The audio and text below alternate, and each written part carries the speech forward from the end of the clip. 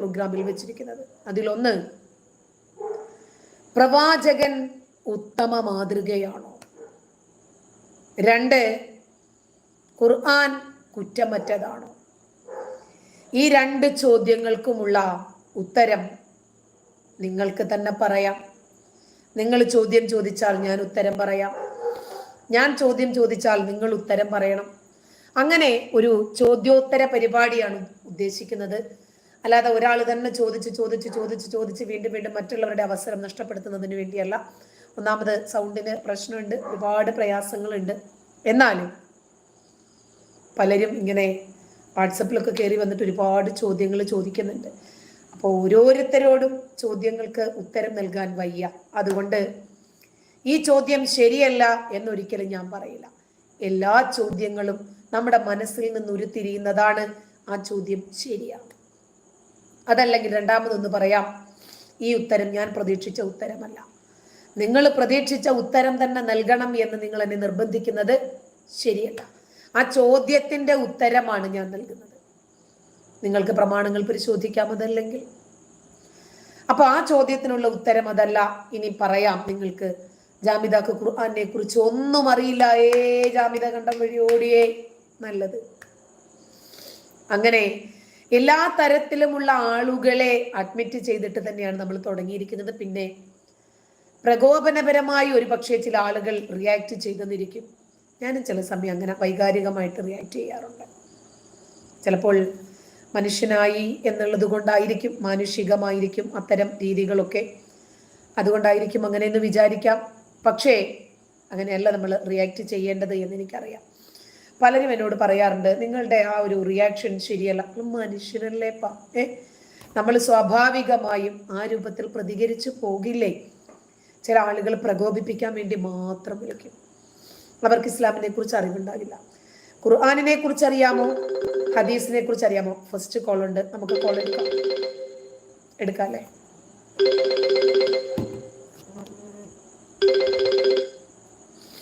Hello hello, കേൾക്കുന്നുണ്ടോ? കേൾക്കുന്നുണ്ട്, പറയൂ. ഞാൻ ഇസ്ലാമികപരമായിട്ട് എനിക്ക് ഒരുപാട് സംശയങ്ങളെ കുറിച്ചിട്ടാണ് എനിക്ക് നിങ്ങളോട് ചോദിക്കാനുള്ളത്. ശരി, ആകാമല്ലോ. കേൾക്കുന്നുണ്ടോ? കേൾക്കുന്നുണ്ട്. നിങ്ങളുടെ ചോദ്യം ചോദിച്ചോളൂ. എനിക്ക് ഒരു സമയം തരുകയാണെങ്കിൽ ഞാൻ എന്റെ സംശയങ്ങൾ എനിക്ക് നിങ്ങളോട് ചോദിക്കണമെന്നുണ്ട്. അത് മാത്രമല്ല, നിങ്ങൾ ഉയർത്തി വെച്ചതായിട്ടുള്ള ഇസ്ലാം എന്നുദ്ദേശിക്കുന്ന മുസ്ലിങ്ങൾക്കിടയിൽ ഒരു ഭിന്നിപ്പുണ്ടാക്കുന്ന രീതിയിലുള്ള സംസാരങ്ങളും, അതുപോലെ ഇസ്ലാമിനെ അടിച്ചമർത്താൻ വേണ്ടി ഇസ്ലാം മതത്തിൽ നിന്നും പുറത്തുപോയ ഒരു ആളെന്ന നിലയ്ക്ക് എനിക്ക് ചോദിക്കാൻ കുറച്ച് കാര്യങ്ങളുണ്ട്. അപ്പൊ അത് വളരെ വ്യക്തമായിട്ട് തന്നെ എനിക്ക് ചോദിക്കണമെന്നുണ്ട്. കാരണം മുസ്ലിം സമൂഹത്തിന്റെ മുൻപിൽ, അതായത് ഇപ്പോ മലയാള ഭാഷ സംസാരിക്കാൻ മാത്രം അറിയുന്ന ടീച്ചറോടാണ് എനിക്ക് ചോദിക്കാനുള്ളത്. കാരണം മലയാളികൾക്ക് മാത്രമാണ് ഈ ഒരു വിഷമം ഉണ്ടായിട്ടുള്ളത്. കാരണം നിങ്ങളുടെ വിമർശനങ്ങളോ മറ്റും അതർ കൺട്രീസിലൊന്നും അത് വലിയ ചർച്ചാ വിഷയമല്ല എന്നുള്ളത് മനസ്സിലാക്കിക്കൊണ്ടാണ് ഞാൻ ചോദിക്കുന്നത്. അപ്പോ എന്നോട് സഹകരിക്കാൻ താല്പര്യമുണ്ടെങ്കിൽ മാത്രം ഞാനൊരു 10 മിനിറ്റ് സംസാരിക്കും. എനിക്ക് ചോദിക്കാനും പറയാനുള്ളൊരു കാര്യം എന്ന് പറഞ്ഞാൽ, ഒരുപാട് നാളുകൾ, ഒരു 6-7 വർഷമായിട്ടാണ് എനിക്ക് യുക്തിവാദികളുടേതായിട്ടുള്ള ആ ഒരു പ്രസംഗത്തിലും അതുപോലെ തന്നെ ടീച്ചറുടെ ആ ഒരു പ്രസംഗത്തിലും ഒക്കെ കേൾക്കാൻ ഇടയായത്, മുഹമ്മദ് നബി സല്ലല്ലാഹു അലൈഹി വസല്ലമയുടെ വഫാത്തിന് ശേഷം 200 വർഷങ്ങൾക്ക് ശേഷമാണ് ഖുർആൻ ക്രോഡീകരിച്ചത് എന്ന് പറയുന്നു. പക്ഷേ അങ്ങനെ ക്രോഡീകരിച്ച ആ ഒരു ഖുർആനാണ് ഇന്ന് നമ്മുടെയൊക്കെ കൈകളിലുള്ളത്. ടീച്ചറും ആ ഒരു ഖുർആൻ പഠിച്ചു വളർന്ന ആളാണ്. അതിന്റെ എല്ലാ ABCDയും ടീച്ചർക്കറിയാം. പക്ഷെ എനിക്ക് അത്രത്തോളം ഒന്നും അറിയില്ലെങ്കിലും ഞാൻ ഈ വിഷയം പറയാനും ചോദിക്കാനും കാരണം ഞാനൊരു മുസ്ലിമാണ്. അപ്പോൾ എന്റെ പാരമ്പര്യം എന്ന് പറഞ്ഞാൽ അത് എന്റെ ബാപ്പയും ഉമ്മയും അവരുടെയൊക്കെ ബാപ്പയും ഉമ്മയും അവരിലൂടെ കിട്ടിയ ഇസ്ലാമിക ചരിത്രങ്ങളും അതുപോലെ തന്നെ ആ ഒരു ആചാരങ്ങൾ ഉൾക്കൊണ്ട് തന്നെയാണ് ഞാനും ഇപ്പോഴുള്ള എന്റെ മക്കളായിട്ടുള്ളവരും ഒക്കെ ജീവിക്കുന്നത്. അപ്പോൾ ഞങ്ങൾക്ക് നിങ്ങളുടെ വിമർശനങ്ങളും അള്ളാഹുവിനെയും അതുപോലെ തന്നെ മുഹമ്മദ് നബി സല്ലല്ലാഹു അലൈഹി വസല്ലമയും ഒക്കെ വളരെ മോശമാക്കിക്കൊണ്ട് സംസാരിക്കുന്ന രീതികളൊക്കെ കേൾക്കുമ്പോൾ ഇതൊരു അടിസ്ഥാനപരമായിട്ടുള്ള ഒരു വിമർശനമാണ് എന്ന് എനിക്ക് തോന്നിയിട്ടില്ല. കാരണം അങ്ങനെയാണെങ്കിൽ മലയാളികളായിട്ടുള്ള മൊത്തം മുസ്ലിങ്ങളും നിങ്ങളുടെ ആ ഒരു ഖുർആൻ പരിഭാഷപ്പെടുത്തിയ ആ ഒരു മലയാള ഭാഷയുടെ ആ ഒരു വാക്കുകൾ എടുത്തു വെച്ച് നോക്കുകയാണെന്നുണ്ടെങ്കിൽ ഈ കേരളത്തിലുള്ള എല്ലാ മുസ്ലിങ്ങളും നിങ്ങൾ പറയുന്ന ആ ദിശയിലേക്ക് ചലിക്കേണ്ട സമയം അതിക്രമിച്ചു കഴിഞ്ഞിരിക്കുന്നു. പക്ഷേ അങ്ങനെ ഒരു സംഭവം കേരളത്തിൽ ഇതുവരെയും ഉണ്ടായിട്ടില്ല. അപ്പൊ ഉണ്ടായിട്ടുണ്ടെങ്കിൽ വിരലിൽ എണ്ണാവുന്ന രീതിയിലുള്ള ആളുകൾ മാത്രമായിരിക്കും ഇസ്ലാം അതൊരു വേറെ രൂപത്തിലാണ് എന്ന് വിശ്വസിച്ചുകൊണ്ട് മാറിയിട്ടുള്ളത്. അപ്പോ മുഹമ്മദ് നബി സല്ലല്ലാഹു അലൈഹി വസല്ലമയ്ക്ക് 200 വർഷങ്ങൾക്ക് ശേഷം ഉസ്മാൻ ബിൻ അഫ്ഫാന്റെ കാലഘട്ടങ്ങളിലാണ് ഖുർആൻ ക്രോഡീകരിച്ചത് എന്ന് പറയുന്നു. പക്ഷേ ഞാൻ ആ കാര്യം വിശ്വസിക്കില്ല. കാരണം ഞാൻ പറയുന്നു അബൂബക്കർ സിദ്ദീഖ് എന്ന് പറയുന്ന അവരുടെ ആ ഭരണ കാലഘട്ടത്തിലാണ് ഖുർആൻ ക്രോഡീകരിച്ചത് എന്ന് പറഞ്ഞാൽ ചിലപ്പോൾ നിങ്ങൾക്ക് അത് വിമർശിക്കാൻ ഒരുപാട് വാക്കുകൾ ഉണ്ടായിരിക്കാം. പക്ഷേ ഞങ്ങൾ വിശ്വസിക്കുന്ന ആ വിശ്വാസത്തിന്റെ അടിസ്ഥാനം അത് തന്നെയാണ്. അതുമാത്രമല്ല, ഖുർആൻ എന്ന് പറയുന്നത് ഒരു സാഹിത്യ ഭംഗിയുടെ ഉത്തമ ഉദാഹരണമായിട്ടാണ് പരിശുദ്ധ ഖുർആൻ വിലയിരുത്തപ്പെടുന്നത് തന്നെ. അങ്ങനെ നോക്കുമ്പോ മലയാള ഭാഷ സംസാരിക്കുന്ന നമ്മളിൽ ഒരു സാഹിത്യം എന്നുള്ള രൂപത്തിൽ മലയാള ഭാഷയെ സാഹിത്യവൽക്കരിച്ചുകൊണ്ട് ഈ കേരളക്കരയെ മുൾമുനയിൽ നിർത്തിയ ഒരുപാട് സാഹിത്യ ആളുകളൊക്കെ ഉണ്ടായിരുന്നു. അവരുടെ ഭാഷ മലയാളികൾക്ക് കറക്റ്റായിട്ട് അതിന്റെ അർത്ഥങ്ങൾ പോലും അറിയാത്ത വ്യക്തികളാണ്. അപ്പോ സാഹിത്യം അറിയുന്ന ആളുകൾക്ക് മാത്രമാണ് സാഹിത്യ ഭാഷയുടെ ആ ഒരു അർത്ഥങ്ങളും കവിതകളുടെ അർത്ഥങ്ങളും ഒക്കെ മനസ്സിലാക്കാൻ കഴിഞ്ഞിട്ടുള്ളൂ. അങ്ങനെയാണെങ്കിൽ ഖുർആന്റെ ഈ ഇപ്പോ എഴുതി വെച്ചിട്ടുള്ള ഈ പരിഭാഷ അത് ഏത് രൂപത്തിലാണ് പരിഭാഷപ്പെടുത്തി വെച്ചിട്ടുള്ളത്? കാരണം മുസ്ലിങ്ങൾ ഈ പരിഭാഷയെ വിശ്വസിച്ചുകൊണ്ട് നീങ്ങുന്നവരാണ് എല്ലാവരും എന്ന് ഒരിക്കലും ധരിക്കരുത്. ഞാൻ പറയുന്നത് കേൾക്കുന്നുണ്ടല്ലോ അല്ലെ? കേൾക്കുന്നുണ്ട്, പറയൂ. മുഴുവൻ മനുഷ്യർക്ക് വേണ്ടി സൃഷ്ടാവായ ദൈവം നൽകിയ അവസാന വേദഗ്രന്ഥമാണ് 114 അധ്യായങ്ങളുള്ള പരിശുദ്ധ ഖുർആൻ എന്ന് ഇസ്ലാം മത വിശ്വാസികൾ വിശ്വസിച്ചു പോരുന്നു. മുഹമ്മദ് നബി സല്ലല്ലാഹു അലൈഹി വസല്ലമയുടെ ജീവിതത്തിൽ അവസാനത്തെ 23 വർഷങ്ങൾക്കിടയിലെ വിവിധ സന്ദർഭങ്ങളിൽ ശകലങ്ങളായി അവതരിക്കപ്പെട്ട ആദ്യ വാമൊഴിയായി പഠിപ്പിക്കപ്പെട്ടതും മനഃപ്പാഠമായി സൂക്ഷിക്കപ്പെടുകയും ചെയ്ത ഈ ഗ്രന്ഥം പിന്നീട് നിശ്ചയിക്കപ്പെട്ട എഴുത്തുകാരാൽ എഴുതി വെക്കപ്പെട്ടു ആദ്യ ഖലീഫ അബൂബക്കറിന്റെ കാലത്ത് ക്രോഡീകരിക്കപ്പെടുകയും 3ാം ഖലീഫയായ ഉസ്മാന്റെ കാലത്ത് അന്നും ഇന്നും ഒരേ ഉള്ളടക്കത്തോടെ പുസ്തക രൂപത്തിലാക്കപ്പെടുകയും ചെയ്തു. അറബി ഭാഷയെ ഇഖ്റ എന്ന് പറയുന്ന വായിക്കുക എന്ന ക്രിയയുടെ ധാതുവാണ് ഖുർആൻ. എന്നാൽ വായിക്കപ്പെടുന്ന 114 അധ്യായങ്ങളിലെ 6236 സൂക്തങ്ങൾ ഉണ്ട് എന്ന് പറയുന്നു. പക്ഷേ എനിക്ക് ഖുർആന്റെ സൂക്തങ്ങളോ അധ്യായങ്ങളോ അത് കൃത്യമായിട്ട് അറിയാത്തത് കൊണ്ട് ഞാൻ ആ വിഷയത്തിലേക്ക് കടക്കുന്നില്ല. എന്നിരുന്നാലും ഇപ്പോ നമ്മുടെ ഈ ഖുർആൻ എന്തുകൊണ്ടാണ് അക്കാലത്ത് എഴുതി വെച്ചതായിട്ടുള്ള ഖുർആൻ ഇക്കാലത്ത് അത് ഏത് രൂപത്തിലാണ് അത് ഉൾക്കൊണ്ട് ജീവിക്കാൻ കഴിയുക എന്നുള്ള ആ ഒരു വലിയ മുസ്ലിം വിഭാഗത്തെ വളരെ വിഷമത്തിലാക്കുന്ന രീതിയിലുള്ള സംസാരങ്ങൾ പലതവണ കേൾക്കാനിടയായി. അങ്ങനെയാണെങ്കിൽ ഇപ്പോ സിറിയയിലേക്കും ആടുമേക്കാനും അതുപോലെ തന്നെ പൊട്ടിത്തെറിക്കാനും പൊട്ടിത്തെറിക്കപ്പെടാനും ആ സംഭവത്തെ കുറിച്ച് വളരെ വിശദമായിട്ട് ടീച്ചർ പല യൂട്യൂബിന്റെ ഇതിലൂടെ പറയുകയുണ്ടായി. അങ്ങനെയാണെങ്കിൽ ആ പൊട്ടിത്തെറിക്കപ്പെടാനും പൊട്ടിത്തെറിക്കാനും വേണ്ടി പോകുന്ന ആളുകൾ അവർ ഖുർആൻ അടിസ്ഥാനപരമായി ഖുർആനിൽ പറഞ്ഞിട്ടുള്ള കാര്യങ്ങൾ ഉൾക്കൊണ്ട് തന്നെയാണ് അവർ ആ ദിശയിലേക്ക് സഞ്ചരിക്കുന്നത് എന്നുള്ള ആ ഒരു രൂപമാണ് കേരളത്തിൽ ഇന്ന് ചർച്ചാ വിഷയമായിട്ടുള്ളത്. അങ്ങനെയാണെങ്കിൽ എന്തുകൊണ്ടാണ് മറ്റു മതസ്ഥർ, ക്രിസ്ത്യാനികളായാലും ഹിന്ദുക്കളായാലും, അവർ ചെയ്യുന്ന ആ ഒരു ക്രിമിനൽ സ്വഭാവമുള്ള കാര്യങ്ങളെ അവരുടെ മതഗ്രന്ഥത്തിൽ പറഞ്ഞിട്ടുണ്ട്, അതുകൊണ്ടാണ് അവരും അതുപോലെ ചെയ്യുന്നത് എന്ന് പറയാൻ കഴിയാത്തത്?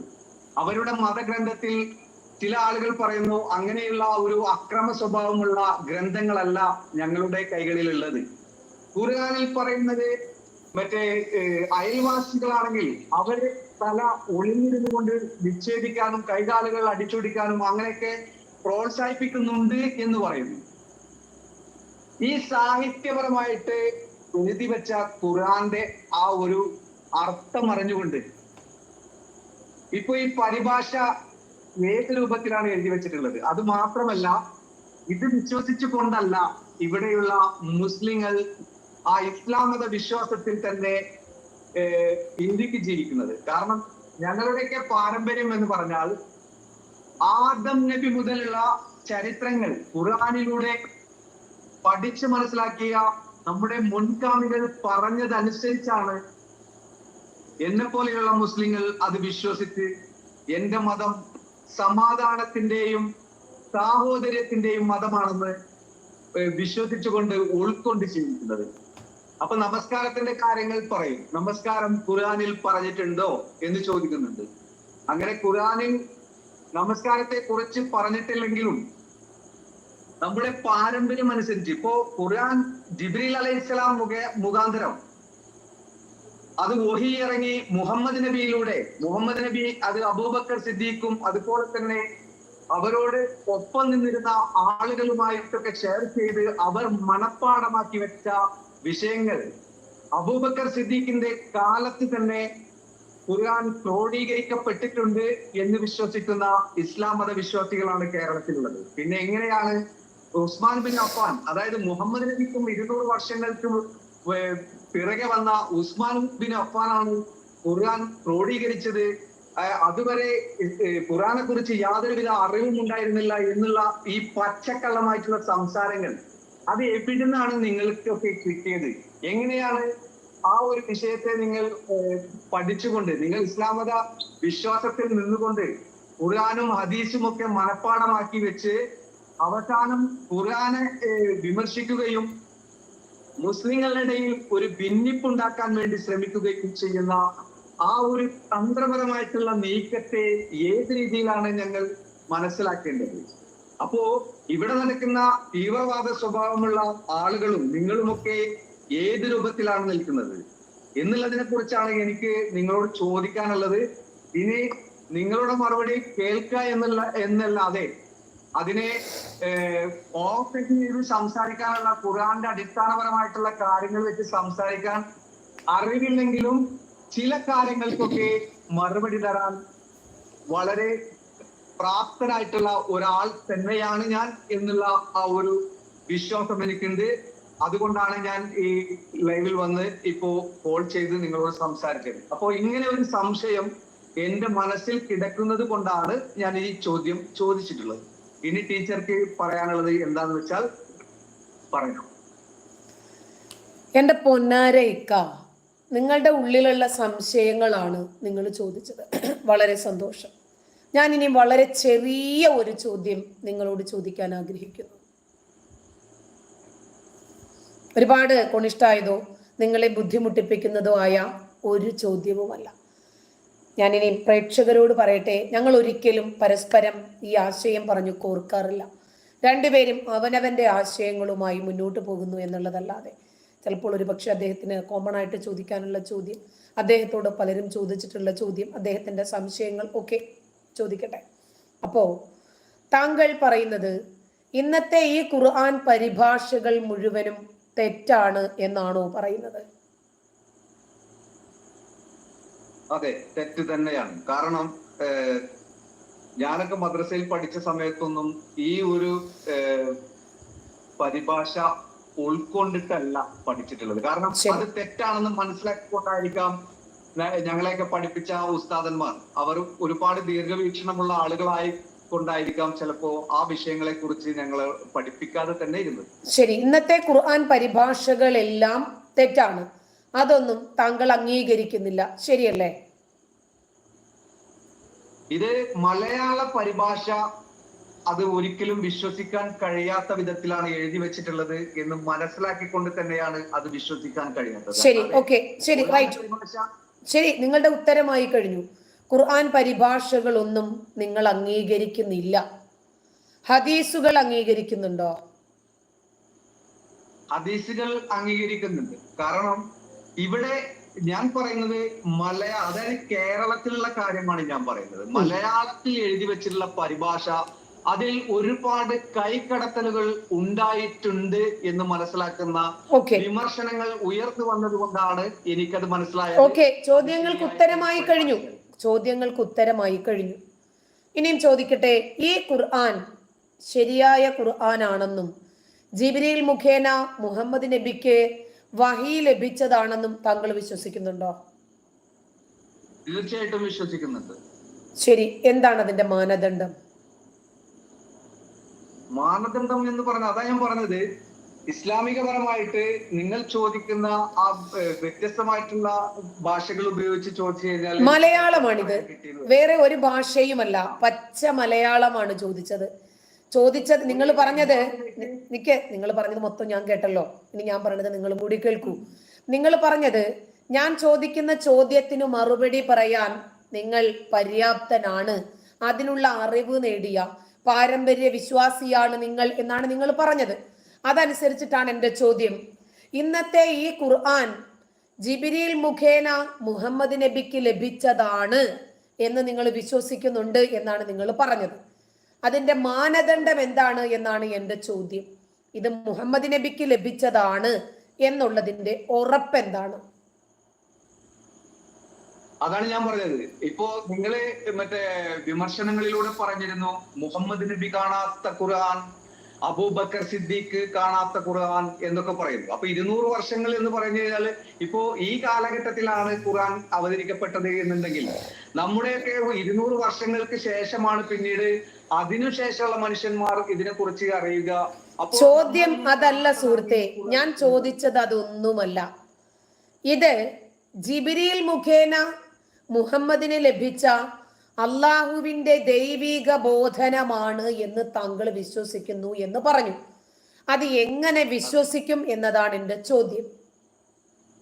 അതാ പറഞ്ഞത്, ആ കാലഘട്ടങ്ങളിൽ ജീവിച്ചിരുന്ന ആളുകളിൽ അവരുടെ മനസ്സിൽ ആണ് ഈ വിഷയങ്ങൾ കിടന്നിരുന്നത്. പിന്നീട് അബൂബക്കർ സിദ്ദീഖിന്റെ ആ ഒരു ഭരണം കയ്യിൽ വന്നതിന് ശേഷം അവരത് ക്രോഡീകരിച്ചു. പിന്നീട് ആ ക്രോഡീകരിച്ച ആ ഖുർആൻ തന്നെ അതിൽ യാതൊരുവിധ മാറ്റത്തിരുത്തലുകളും ഇല്ലാതെ തന്നെയാണ് പിന്നീടുള്ള കാലഘട്ടങ്ങളിൽ ആ ഉസ്മാൻ ബിൻ അഫ്ഫാന്റെ കാലത്ത് ആ ഖുർആൻ നല്ല വൃത്തിയായി നല്ല ഭംഗിയായിട്ട് തന്നെ ഇന്ന് നമ്മളുടെ കയ്യിൽ നബിക്ക് ലഭിച്ച ദൈവികമായ വെളിപാട് അതാണല്ലോ ഇന്നത്തെ ഖുർആൻ. ഈ ഖുർആൻ അള്ളാഹുവിൽ നിന്നും ലഭിച്ചതാണ് എന്നുള്ളതിന്റെ തെളിവെന്താണ് എന്ന് ഞാൻ ചോദിച്ചു. 1. 2, ജിബ്രീൽ മുഖേന മുഹമ്മദിന് ലഭിച്ചത് തന്നെയാണ് ഇന്ന് നമ്മുടെ കയ്യിലുള്ള ഖുർആൻ എന്നതിന്റെ തെളിവെന്താണ്? നിങ്ങളത് വിശ്വസിക്കാൻ കാരണം എന്താണ്? ഞാൻ ഈ 2 ചോദ്യവും 3 തവണ ആവർത്തിച്ചു, നിങ്ങൾ ഉത്തരം പറഞ്ഞില്ല. ഞാൻ ചോദിക്കുന്നു വീണ്ടും. അതായത് ഖുർആൻ തന്നെയാണ് തെളിവ്. കാരണം ഞാൻ ചോദിക്കട്ടെ സുഹൃത്തെ, അതായത് ഇപ്പോ മുഹമ്മദ് നബിക്ക് ഇറങ്ങിയ ഖുർആൻ ഇത് എനിക്ക് ഇറങ്ങിയതാണ് എന്ന അപ്രൂവൽ നൽകേണ്ടത് മുഹമ്മദ് നബി അല്ലേ? പക്ഷെ വേറൊരു കാര്യമുണ്ട്, ഈ ഖുർആൻ അവതരിക്കപ്പെട്ടത് മുഹമ്മദ് നബി സല്ലല്ലാഹു അലൈഹി വസല്ലമക്ക് തന്നെയാണ്. പക്ഷേ ഇത് ലോകത്തിന് മാതൃകയായിട്ടാണ് മുഹമ്മദ് നബിയിലൂടെ ഈ ഖുർആന്റെ അള്ളാഹുവിന്റെ ഈ വാക്കുകൾ അവതരിക്കപ്പെട്ടിട്ടുള്ളത് എന്ന് വളരെ ചോദ്യം അതല്ല എന്റെ ചോദ്യം, മുഹമ്മദ് നബിക്ക് ജിബ്രീലു കൊണ്ടുവന്ന് കൊടുത്തത് തന്നെയാണ് ഈ എഴുതി വെച്ചിരിക്കുന്നത് എന്നതിന്റെ തെളിവെന്താണ്? മുഹമ്മദ് നബി കണ്ടിട്ടില്ലല്ലോ. മുഹമ്മദ് നബി കാണേണ്ട ആവശ്യം അവിടെ ഉണ്ട്. 100 വട്ടമുണ്ട്, 100 വട്ടമുണ്ട്, 100 വട്ടമുണ്ട്. അങ്ങനെയല്ല. ഇപ്പോ ഒരു സ്കൂളിലെ മാഷ് എനിക്ക് മാത്രമാണ്, എന്നെ പഠിപ്പിക്കാൻ മാത്രമാണ് ആ ഒരു മാഷ് ഉള്ളത് എന്നുണ്ടെങ്കിൽ, ആ വിഷയം എന്നെ പഠിപ്പിച്ചിട്ടുണ്ടെങ്കിൽ ആ വിദ്യ ഞാൻ അഭ്യസിച്ചു, പഠിച്ചു, അത് പഠിച്ചു ഇറങ്ങിക്കഴിഞ്ഞാൽ തീർച്ചയായിട്ടും എന്റെ സഹപാഠികൾക്ക് അത് ഞാൻ പകർന്നു നൽകുകയാണ് ചെയ്യുക. അതല്ലാതെ ഞാൻ പഠിച്ചു ഇനി ഒരാളും പഠിക്കണ്ട, ഇതിന്റെ വിഷയങ്ങൾ ഒരാളും അറിയരുത് എന്നുള്ള ആ മൂടി വെച്ചിട്ടുള്ള ഒരു ചിന്താഗതിക്കാരനാണ് മുഹമ്മദ് നബി എന്നുണ്ടെങ്കിൽ ഇന്ന് ഈ ലോക മുസ്ലിങ്ങൾ തന്നെയുണ്ടോ? അല്ല, ചോദ്യം അതൊന്നുമല്ല.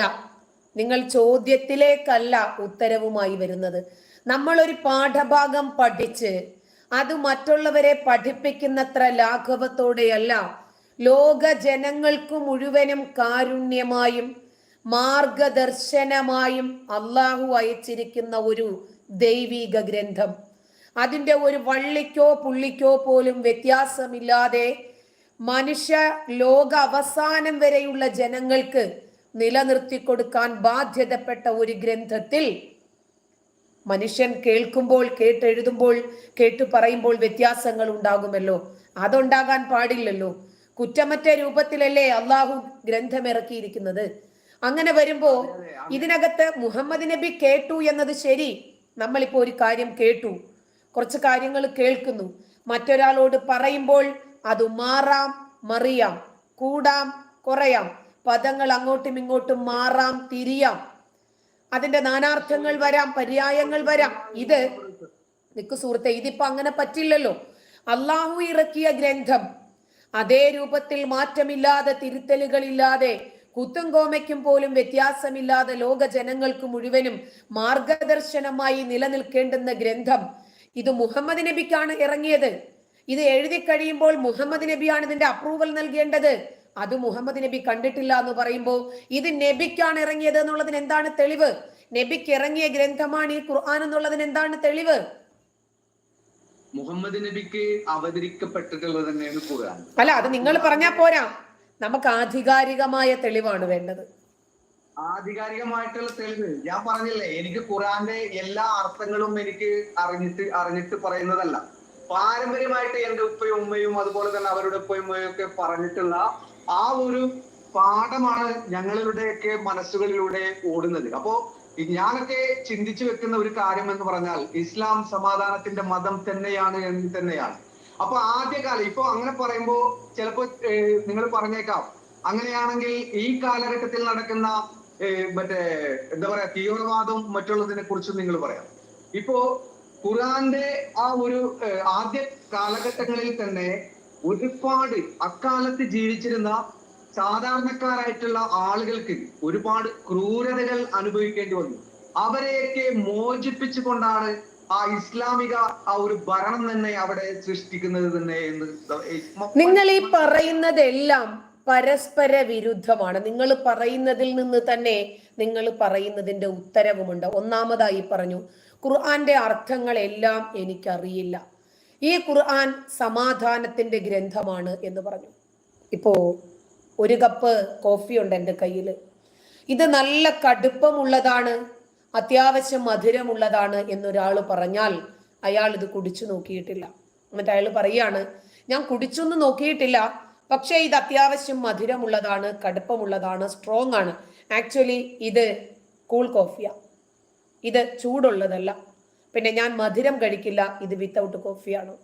ഇത് ആരാ പറയേണ്ടത്? ഇത് കുടിച്ചു നോക്കുന്ന ഒരു വ്യക്തിക്ക് മാത്രമേ പറയാൻ കഴിയൂ. ഇസ്ലാം ഖുർആൻ സമാധാനത്തിന്റെ ആശയമാണ്, സന്ദേശമാണ് എന്ന് പറയേണ്ടത് അത് അറിഞ്ഞിട്ടാണ്.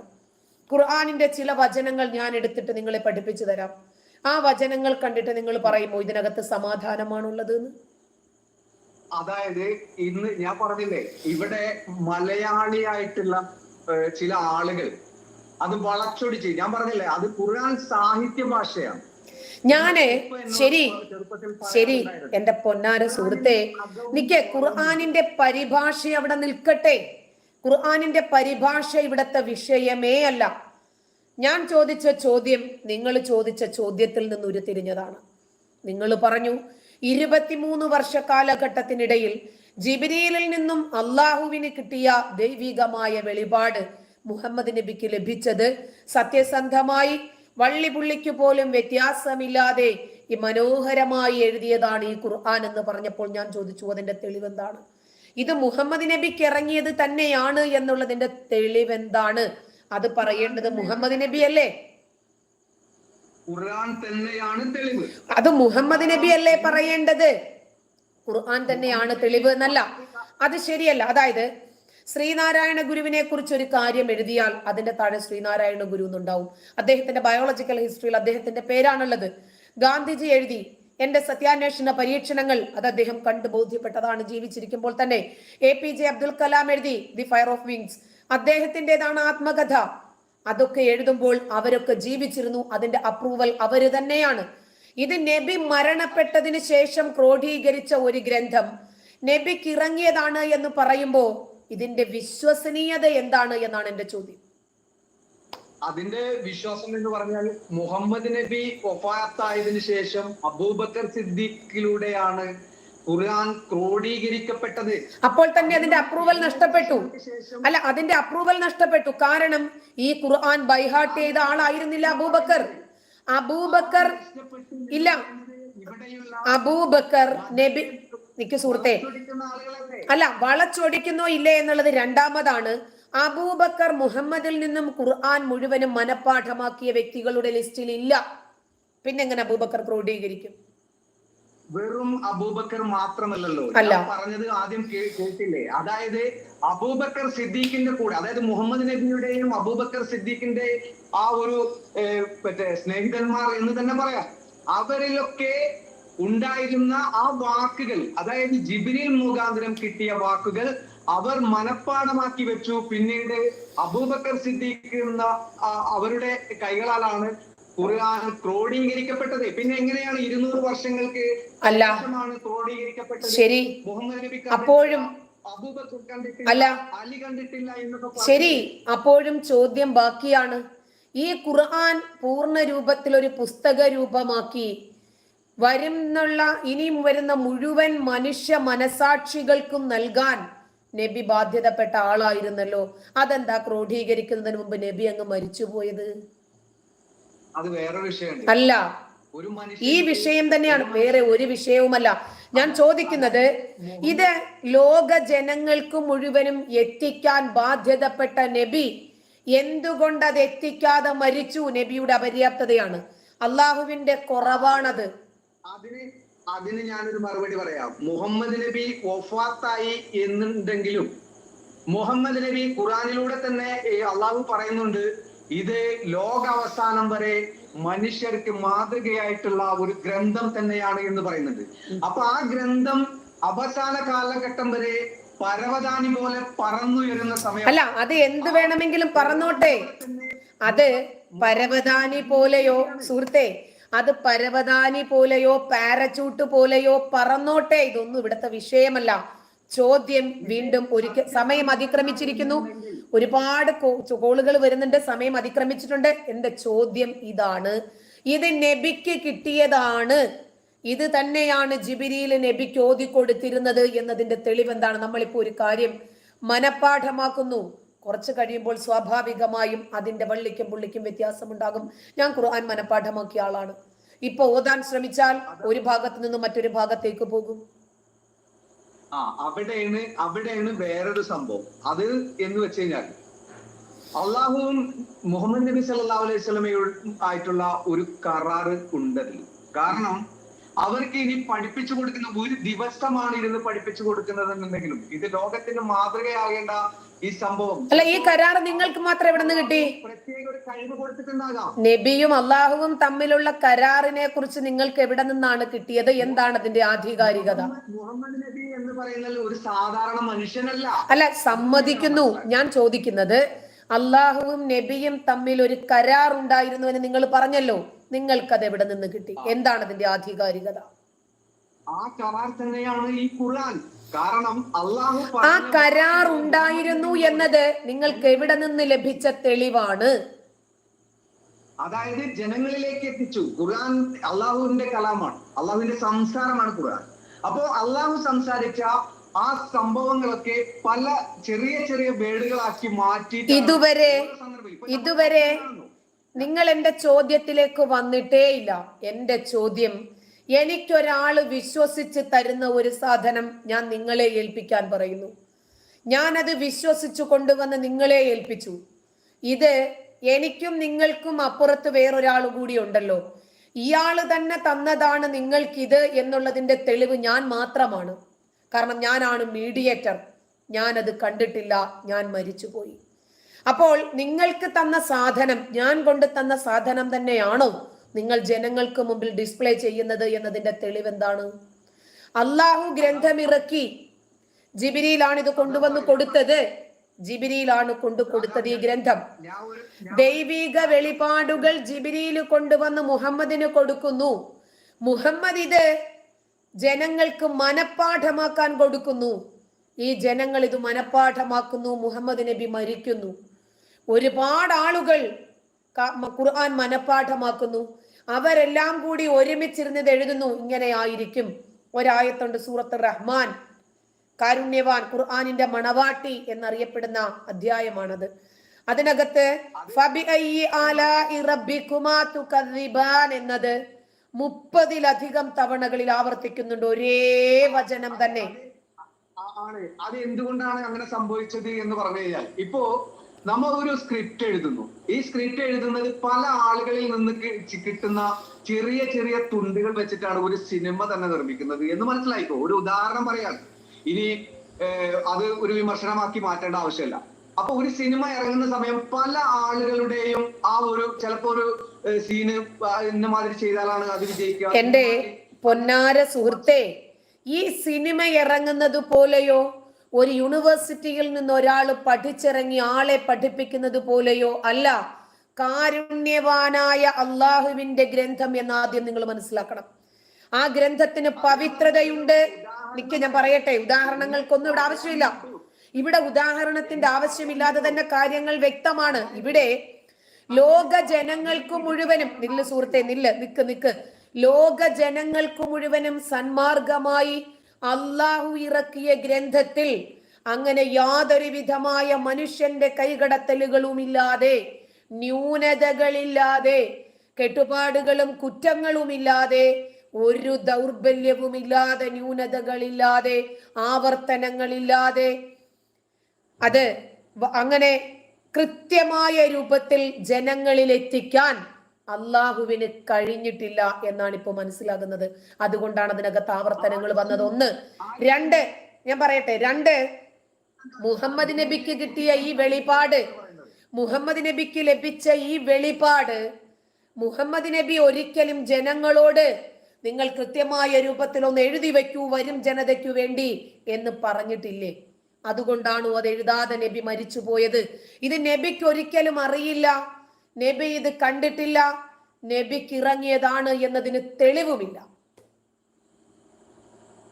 ആരാ പറഞ്ഞത്? ഞാൻ പറഞ്ഞു. ഇനി ഞാനൊരു കാര്യം കൂടി ഞാൻ സൂചിപ്പിക്കട്ടെ. 7-ാം നൂറ്റാണ്ടിൽ അറബിയിൽ മുഹമ്മദ് നബി പ്രചരിപ്പിച്ച പ്രധാന ലോകമതമായ ഇസ്ലാം, അക്ഷരാർത്ഥത്തിൽ അതിന്റെ അർത്ഥം കീഴടങ്ങുക എന്ന അറബി പദം ഇസ്ലാമിന്റെ അടിസ്ഥാന.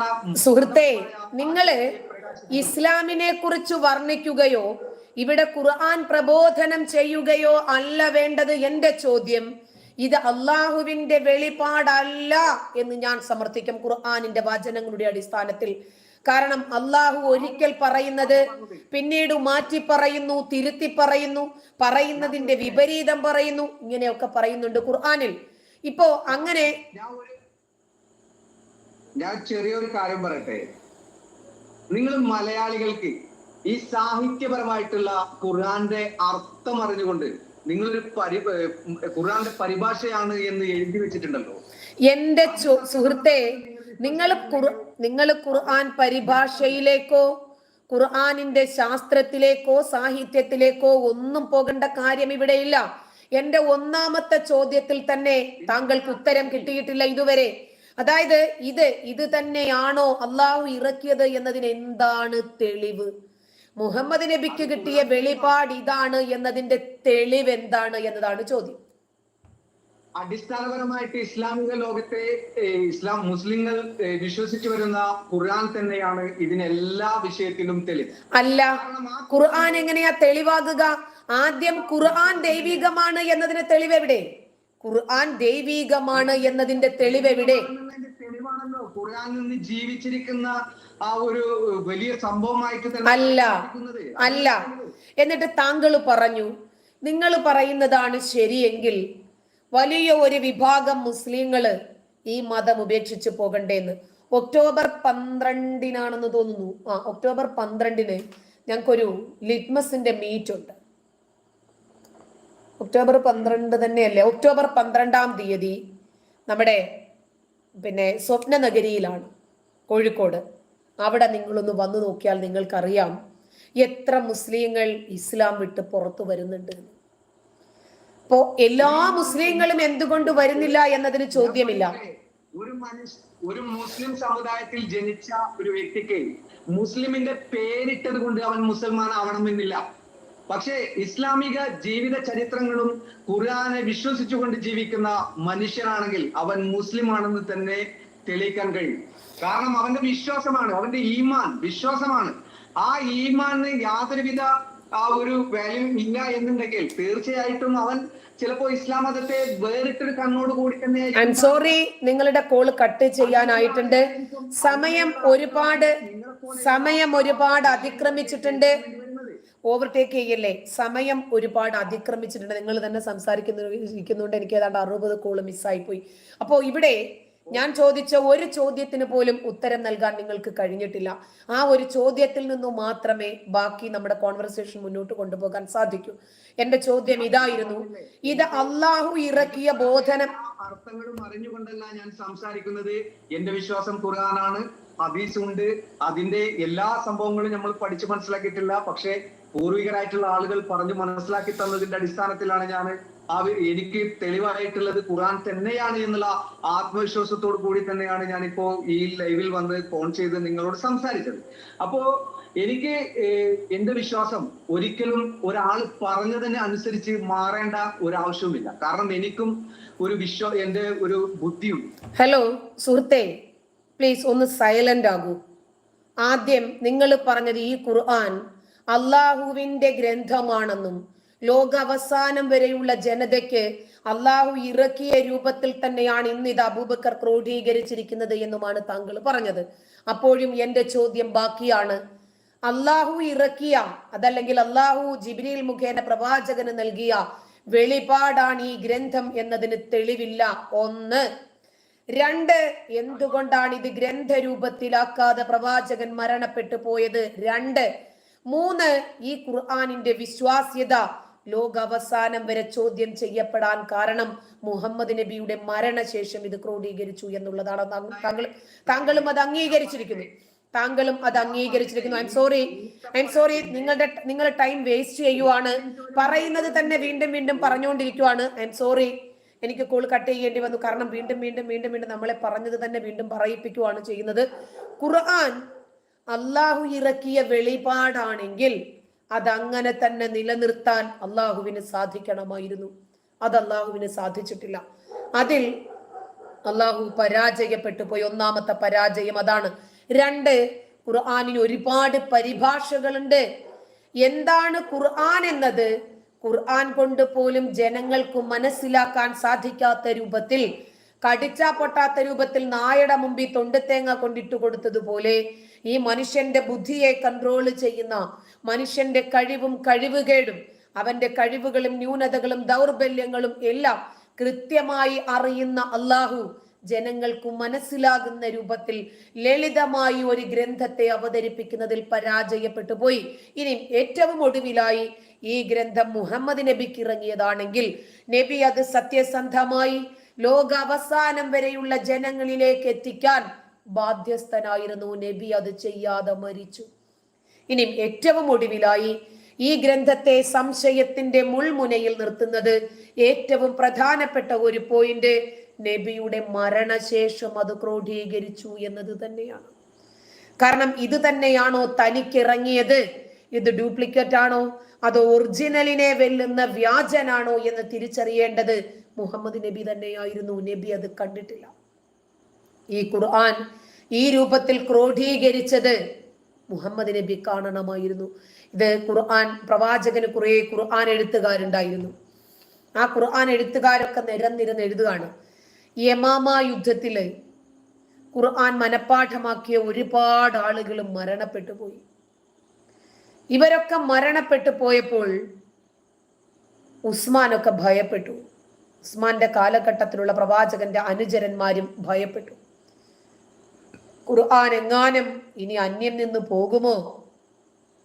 അങ്ങനെയാണ് ഇനി വരുന്ന ജനതയ്ക്ക് ഇങ്ങനെ തന്നെ കിട്ടാൻ വേണ്ടി ഖുർആൻ എഴുതി വെക്കാൻ അവർ തീരുമാനിച്ചത്. എല്ലാവരും ഒരുമിച്ചിരുന്നു. ആ നബിയിൽ നിന്നും ഞാൻ ഇങ്ങനെ കേട്ടിട്ടുണ്ട് എന്ന് ഒരാൾ പറയുന്നു. ശരി, അപ്പോൾ സെയ്ദ് ബിൻ സാബിത്ത് അത് എഴുതി വെക്കുന്നു.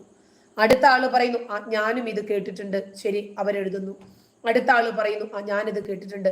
അപ്പോൾ ആയിഷ പറയാണ്, സ്വലാത്തുൽ വുസ്ത, അതായത് മധ്യമ നമസ്കാരം എന്ന വാചകം എഴുതുമ്പോ എന്നോടൊന്ന് പറയണേ, എനിക്ക് ഒന്നുകൂടി കൂട്ടിച്ചേർക്കാനുണ്ട്. ഇങ്ങനെ നബി പറഞ്ഞു എന്നെ പഠിപ്പിച്ചു, നബി പറഞ്ഞു എന്നെ പഠിപ്പിച്ചു, നബി ചെയ്തു ഞാൻ കണ്ടു, നബി പാരായണം ചെയ്തു ഞാൻ കണ്ടു, നബി അവരെ പഠിപ്പിച്ചു ഞാൻ കേട്ടു.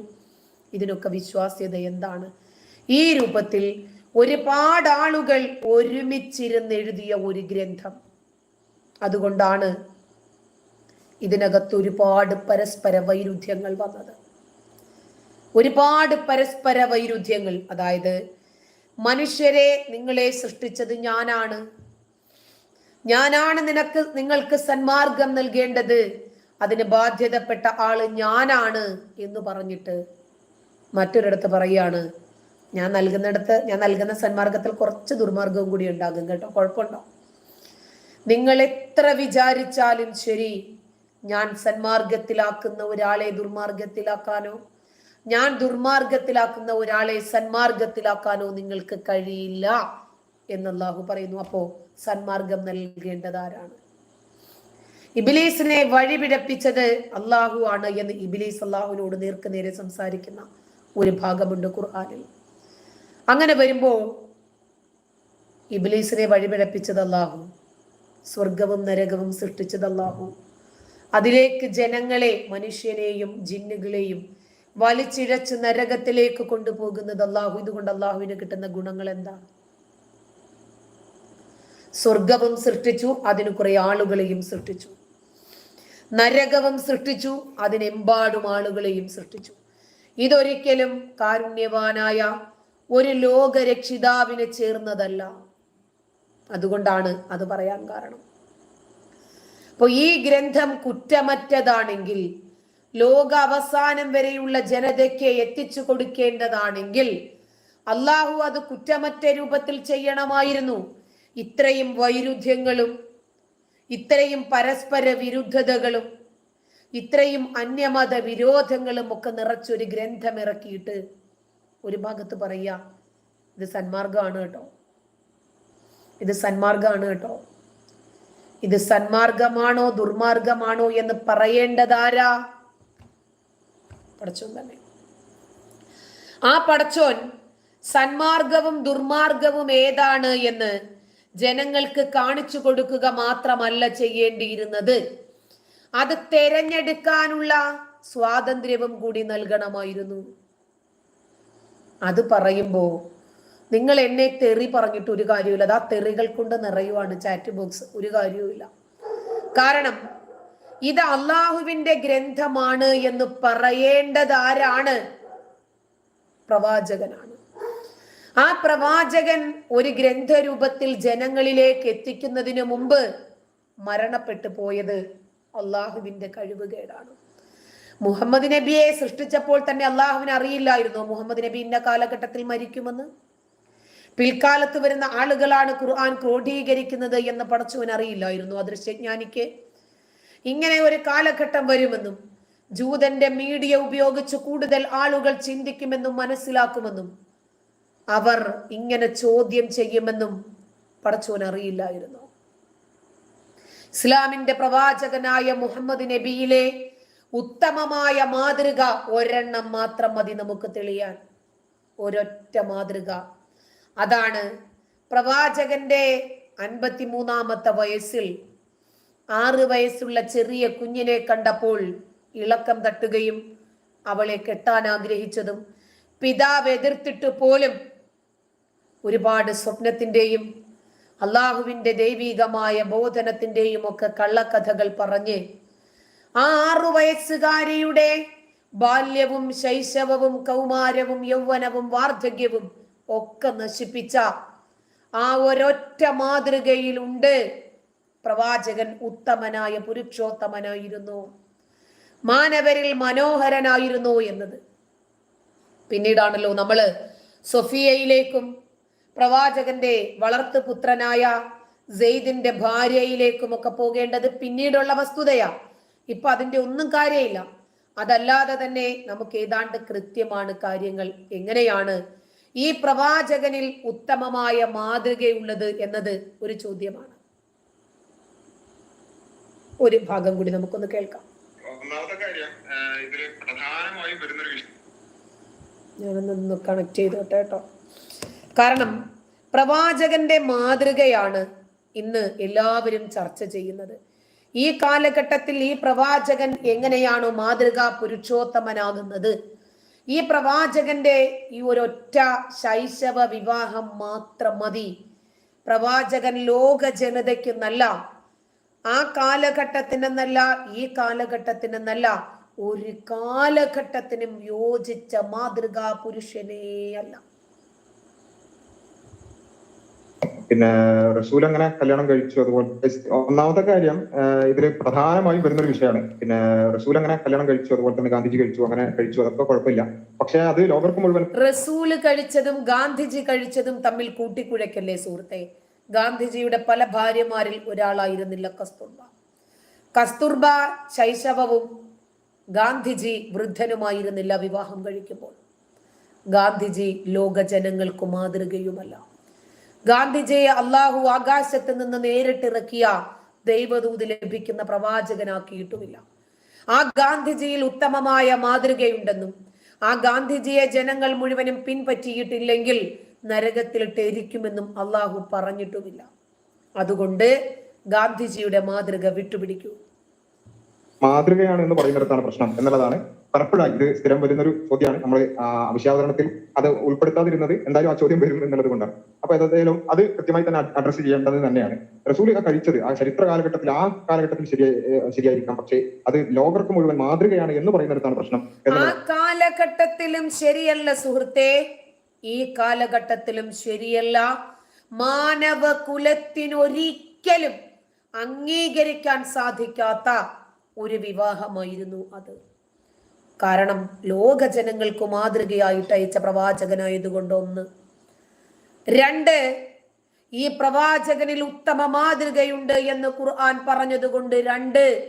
3, ഈ പ്രവാചകനെ നിങ്ങൾ പിൻപറ്റിയിട്ടില്ലെങ്കിൽ നിങ്ങളെ അള്ളാഹു നരകത്തിലിട്ട് പൊരിക്കുമെന്ന് പറഞ്ഞതുകൊണ്ട്.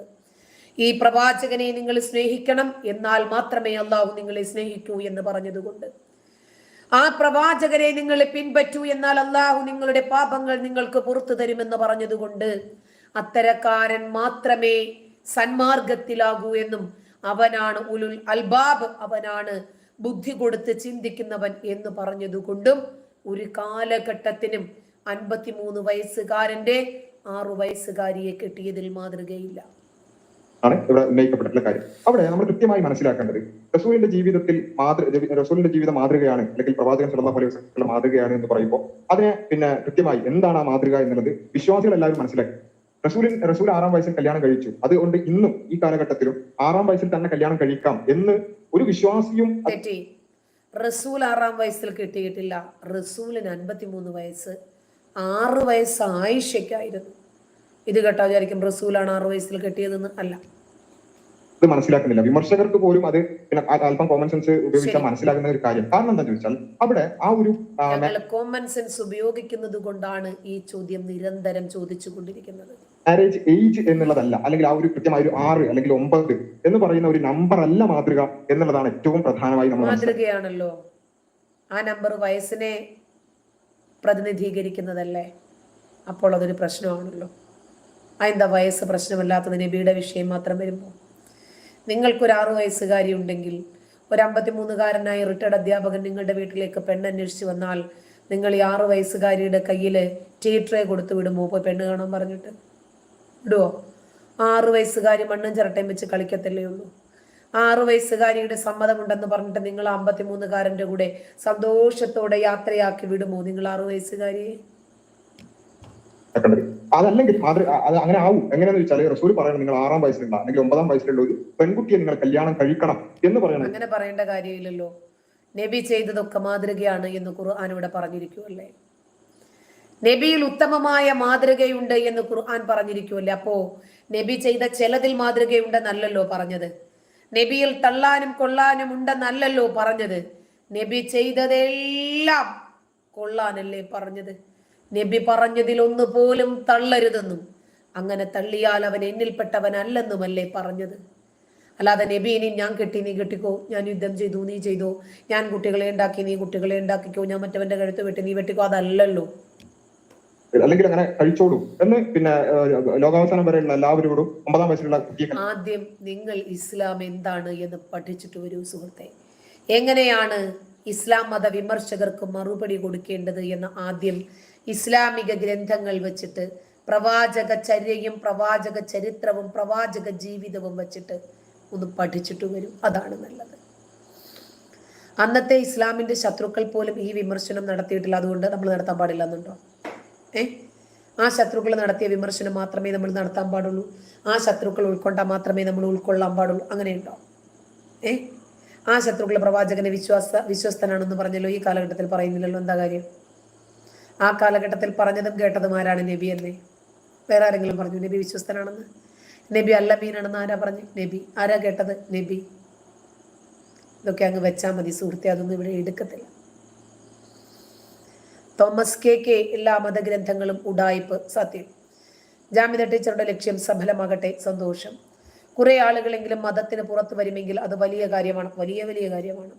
ഇത് സാമൂഹിക പരിഷ്കരണമാകട്ടെ. അതെ. ഉമ്മി ജലീൽ എടീന്നൊക്കെ നിന്റെ ഉമ്മായി പോയി വിളിക്കട്ടടാ.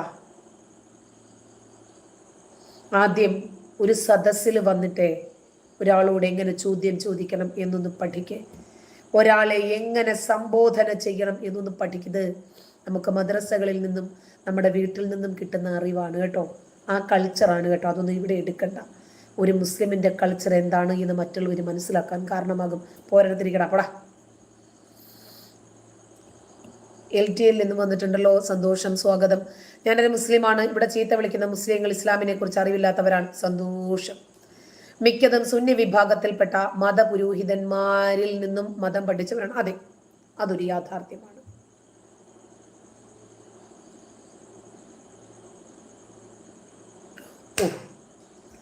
ജാസ്ഇർ 63-ലും 100 ആളുകളുടെ ആരോഗ്യമുള്ള ആൾക്ക് 53 വയസ്സ് എന്താ പ്രശ്നം?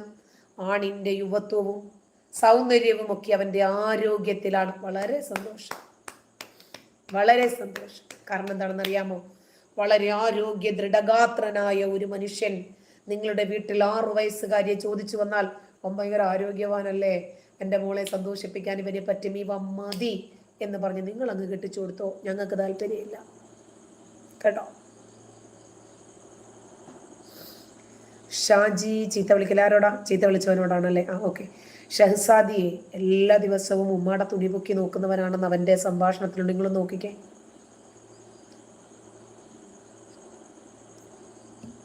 കണ്ട, എല്ലാം ഇടത്തോട്ട് ചിന്തിക്കുന്ന ഉദയകുമാറിന്റെ കാര്യം മനസ്സിലായി. അവരെല്ലാം അങ്ങനെ ചിന്തിക്കും. വകതിരിവേ ഉണ്ടാകുന്നതല്ല, ഉണ്ടാക്കിയെടുക്കേണ്ടതാണ്. LTL മനസ്സിലായോ? LTLന് താങ്കളൊരു വിശ്വാസിയാണെന്ന് പറഞ്ഞല്ലോ. ഇവരുടെ സംഭാഷണ ശകലങ്ങൾ കേട്ടോ, ഇവരുടെ ശൈലികൾ കേട്ടോ. മുഹമ്മദ് ഇർഷാദി, നിനക്ക് പൈസ ഉദ്ദേശിച്ചടാ, ലൈവിന് പൈസ ഇല്ലടാ, പോടാ. അയ്യോ, ഫാത്തിമത്തെ ഞാൻ നോക്കിയിരുന്നു കേട്ടോ, ലൈവ് ചാറ്റിൽ നോക്കിയിരുന്നു. ഫാത്തിമത്തിനെ കണ്ടില്ല, വരാൻ വൈകിപ്പോയി. അയ്യോ, ലൈവ് പ്രോഗ്രാം ഒക്കെ ഉണ്ടായിരുന്നു, ഫോൺ ഇൻ പ്രോഗ്രാം ഒക്കെ ഉണ്ടായിരുന്നു, കേട്ടില്ലല്ലോ അല്ലേ. ഒരുപാട് കോളുകൾ മിസ്സായിപ്പോയി. പിന്നീട് അതാണെങ്കിൽ ഞാൻ ചാർജ് വയ്ക്കാനും മറന്നുപോയി. എന്നാലും ചാർജ് വെച്ചിട്ടുണ്ട് ഇപ്പൊ കേട്ടാ. നൗറായ്ക്ക് ഇപ്പോഴാണ് ചോദ്യം വന്നത്, നിങ്ങൾ മുസ്ലിം ആണോ എന്ന്. അല്ല, അല്ല. ഇതിനകത്ത് വെളിവും വെള്ളിയാഴ്ചയുള്ള ഒരാളും ഇല്ലല്ലോടെ. മര്യാദയ്ക്കൊരു ചോദ്യം ചോദിച്ച് നമ്മളെ ബുദ്ധിമുട്ടിപ്പിക്കാൻ. അഭിലാഷ്, ആദ്യം കൈക്കും പിന്നെ മധുരിക്കും, തിരിച്ചറിവ് ജനങ്ങൾക്ക് പയ്യെ വരും. എവിടെ തിരിച്ചറിവ് വരാൻ? അല്ലാഹു അലാ ഖുലൂബിഹിം വഅലാ സംഇഹിം വഅലാ അബ്സ്വാരിഹിം ഗിശാവ വലഹും അദാബുൻ അലീം. അല്ലാഹു ചില ആളുകൾ കേൾക്കരുത്, കാണരുത്, ചിന്തിക്കരുത് സീൽ വെച്ചേക്കുവാണ്. അപ്പോൾ അവര് കാണത്തും കേൾക്കത്തും ചിന്തിക്കത്തൊന്നുമില്ല. പഠിച്ചോൻ്റെ ഇതാ. ഞാൻ ഫാത്തിമ ബിബി, നിനക്ക് പുതുമാരനെ ഉണ്ടാക്കി തരാമെന്ന് നിന്റെ ഉമ്മ കൊണ്ട് ഉണ്ടാക്കി കൊടുക്കച്ചല്ലേ. എനിക്ക് പുതുമാരനുണ്ട് ഇവിടെ. അപ്പം മാരനെ മറന്ന നിങ്ങളുടെ രീതിയാ, എനിക്ക് എൻ്റെ ആവശ്യമില്ല. അല്ല, ജാസ്തിർ, ആരോഗ്യം മാത്രമല്ല അഹ്സനുൽ ഖുൽഖ്, അതും സൗന്ദര്യമാണ്. ആണോ? നല്ല സ്വഭാവം. ഇവിടെ സ്വഭാവത്തെ കുറിച്ചൊന്നും പറയിപ്പിക്കല്ലേടേ. നമുക്ക് എന്നാ പിന്നെ റഫീഖ് സലഫിയുടെ പ്രസംഗവും മറ്റേ അഹ്സനയുടെ പ്രഭാഷണവും ഒക്കെ എടുത്ത് കേൾപ്പിക്കേണ്ടി വരും കേട്ടോ. വളർത്തുമോന്റെ വീട്ടിൽ പോലും മര്യാദയ്ക്ക് കയറ്റാൻ പറ്റുന്ന ആളല്ല. സുഹൃത്തിന്റെ വീട്ടിൽ കയറ്റാൻ പറ്റുമോ? ഇല്ല. കുഞ്ഞുങ്ങളെ അടിച്ചുകൊണ്ട് പോകും, ഒന്നിനും പറ്റില്ല. ആ സംഗീത ടീച്ചർ ഹിസ്ബുള്ളയെ കുറിച്ച് 2 വാക്ക് ഞാൻ പറഞ്ഞു കഴിഞ്ഞു. ഹിസ്ബുള്ളയെ കുറിച്ച് നിരന്തരം ഉച്ചയ്ക്ക് ലൈവ് ചെയ്തതാ. ഹിസ്ബുള്ളയുടെ ആസനം പൊട്ടി സ്വർഗത്തിലെത്തിയ സമയത്ത് സുനയില്ല, ഹൂറികളൊന്നും അടുപ്പിക്കുന്നില്ലെന്നാ കേട്ടത്.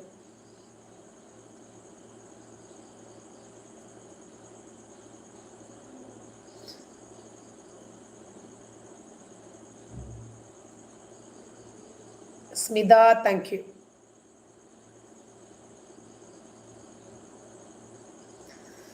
ഷഹസാദി പോയിട്ട് ഇതിന്റെ ഉമ്മാക്ക് പുതുമാരനെ ഉണ്ടാക്കി കൊടുക്കച്ചല്ല. നീ ബ്രോക്കറാണല്ലേ? കല്യാണ ബ്രോക്കറാ അതോ മാമാണോ? ശരി. സൈനുദ്ദീൻ സൈനു എന്താ ചോദിച്ചത്? ഇന്നലത്തെ ചോദ്യത്തിന് ഇന്നലെ തന്നെ മറുപടി നൽകിയിട്ടുണ്ടല്ലോ. എന്താ ചോദിച്ചത്? എൻ്റെ മോള് മുസ്ലിം ആണോന്നോ? എന്തുവാടേ നിങ്ങളൊക്കെ ഇങ്ങനെ? തലയ്ക്കകത്ത് തീരെയും വെളിവില്ലേടേ നിങ്ങൾക്ക്?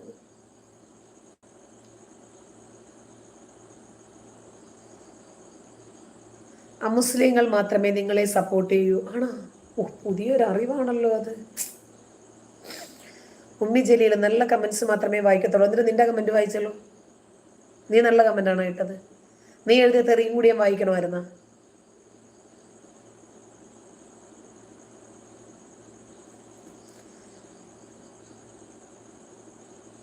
അയ്യോ, സൈനുദ്ദീൻ സൈനു എന്നെ നേരിൽ കാണാൻ പറ്റുമോന്ന്. എന്തുവാടേ ഇത്? ഞാൻ എന്താ ചെയ്യേണ്ടത്? ലൈവ് ലൊക്കേഷൻ നിനക്ക് ഇട്ട് തരണോ വാട്സിലൂടെ? ആണോ?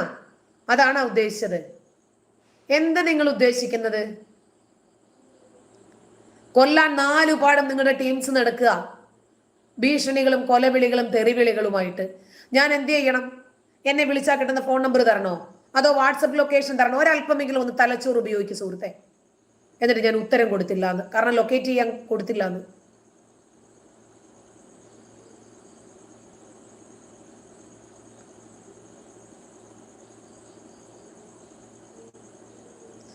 വേറൊരാള്, എല്ലാ മതഗ്രന്ഥങ്ങളും മനുഷ്യ നന്മയ്ക്ക് വേണ്ടി മാത്രം എഴുതിയതാണെങ്കിലും ചില മതതീവ്രവാദികൾ എല്ലാ വിഭാഗത്തിലുമുണ്ട്.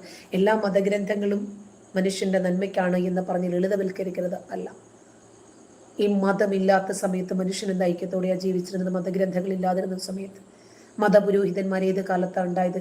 അതിനു മുമ്പും ലോകമുണ്ടായിട്ടില്ലേ? അന്നൊക്കെ മനുഷ്യൻ മനസ്സമാധാനത്തോടു കൂടി ജീവിച്ചിട്ടില്ലേ?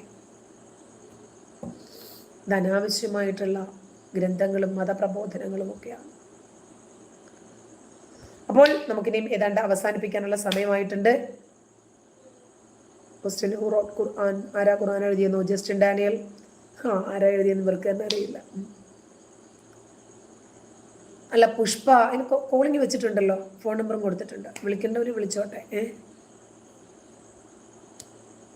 അഭിജിത്ത്,